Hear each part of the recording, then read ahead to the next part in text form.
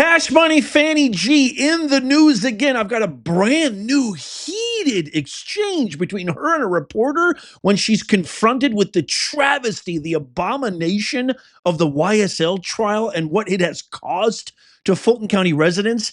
And did she get any convictions? Did she get any results? Nathan, zero, goose egg. I can't wait to share this with you. Remember, I did a video not that long ago about Fani Willis, the DA of Fulton County in Atlanta, Georgia, where she actually had 3 separate SUVs, 3 separate security bodyguard details for her and American Pie Nathan Wade, which is the whole reason the whole RICO case against Trump fell apart, was because she lied about having a relationship with him. So what does she do? Like all narcissists and sociopaths, she shows up in public with him. And it cost, God knows how many hundreds of thousands of dollars to Fulton County residents, right? And this guy wrote in saying, I've worked detail before. I've worked Secret Service before, and I've never seen anything like this. And what was the detail for? For her and Nathan Wade to grab a taco, if you can believe it. Well, check this out. Oh, my God. This video right here is, to me, just the personification of who she is, and what she's all about. And you might be saying to yourself, Nez, why do you keep going after Fani Willis? Because she's still in office. She still wields power. She's still part of the cabal. She's still part of the Kamala Biden, Holly Weirdo, Obama consortium that is trying to tear down my country, our country, the United States of America. And she really stands for everything that is false, fraudulent, wrong. DEI really comes to mind, didn't earn it. Before I share this amazing interview, you don't want to miss this, I just want to cover for you some facts about the YSL trial, just in case you forgot. Watch this. Okay, just in case those of you who don't know, the Young Slime RICO trial began in November of 2023 following a May 22 indictment, charged 28 individuals, including rapper Young Thug, aka Jeffrey Williams, under Georgia's RICO Act. Alleged YSL was both a hip-hop label and a criminal street gang. This trial took over 2 years, making it Georgia's longest criminal trial. I want to say that one more time. It took 2 years. This is Georgia's longest criminal trial in the history of the county under yours truly, Cash Money G, Fani Willis. The jury selection itself took over 10 months. The trial was expected to last at least 9 months. It lasted 2 years, right? And here's the big one right here. Based on all of my quantitative, diligent research, the estimated financial impact to Fulton County taxpayers, there was never, by the way, of course, because it's Fani, Miss I'm for the people. I'm Miss Transparent, right? There was never an official total cost released, but it is estimated to be around $30 million. And just to give you an idea of the absurd expenditures that taxpayers of Fulton County have had to bear the burden of, there were costs of over $26,000 on printer ink. Printer ink, folks, by April of 2023, plus $23,000 by July. Can you believe this? And now watch this video interview right here, where she gets asked directly about the YSL trial, and listen to her results. And stick around, because I've got Steve Sadow, Trump's attorney, the Pitbull. I've got a response that he posted as well. I'm going to share with you his response as well. Make sure you come on back. But watch this. Grab your popcorn. Willis, can I grab you for a quick interview to talk about the YSL case coming to a wrap-up really quick? It's not wrapped up. It's about to be, though. Could we maybe talk about, you relied heavily on getting those murder convictions in the YSL case, but no one was convicted in this. What's your message to taxpayers who may say that this was a waste of taxpayer money and their time? Okay, I'm sorry to interject here, but look at her body language immediately. This is a reporter. You said you were all about transparency. You said you have nothing to hide. You said you've done nothing wrong. Immediately, she adopts a posture of defensiveness, a how dare you look, like the same look that she had the entire trial, the entire debacle when she met with Kamala Harris right before the indictment to figure out how to get Trump, because she's just a puppet and a minion to the Obama cabal. Okay, watch.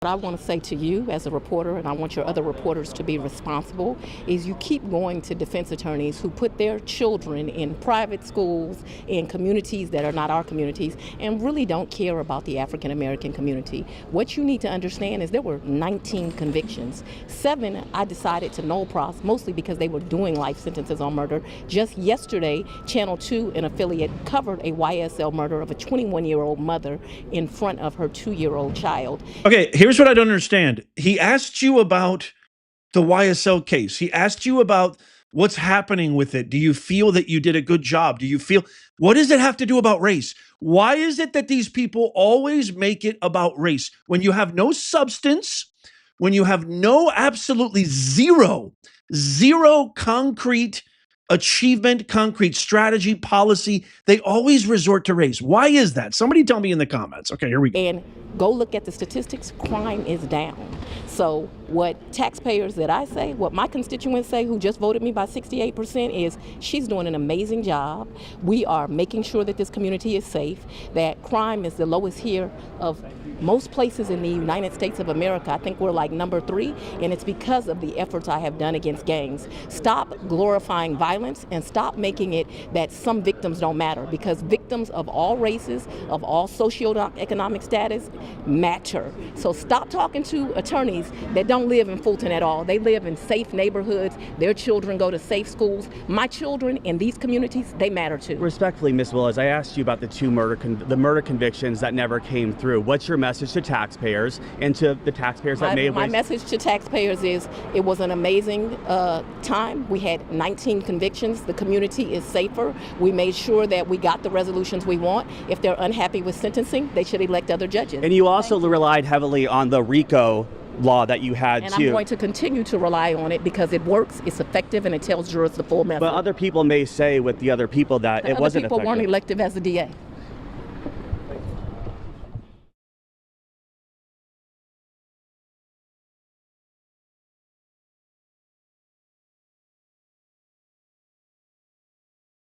She said it was a wonderful thing. She said the YSL trial was a wonderful thing. There are estimates that it cost Fulton County taxpayers $30 million. She says it's not, she says if you have a problem with it, elect different judges. If you can fathom the logic of this cretin, the absurdity of this unqualified, wholly undeserving individual in this position of power.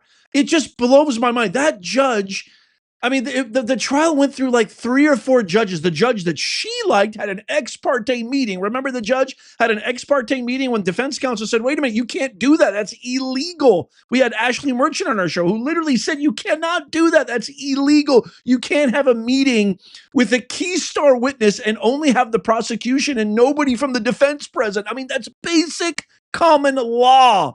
And she says, well, if you don't like the results, you need to elect different judges. That judge saved that trial. That judge actually gave you a little credibility, saved your face over and over again. I mean, what is happening, Fulton County?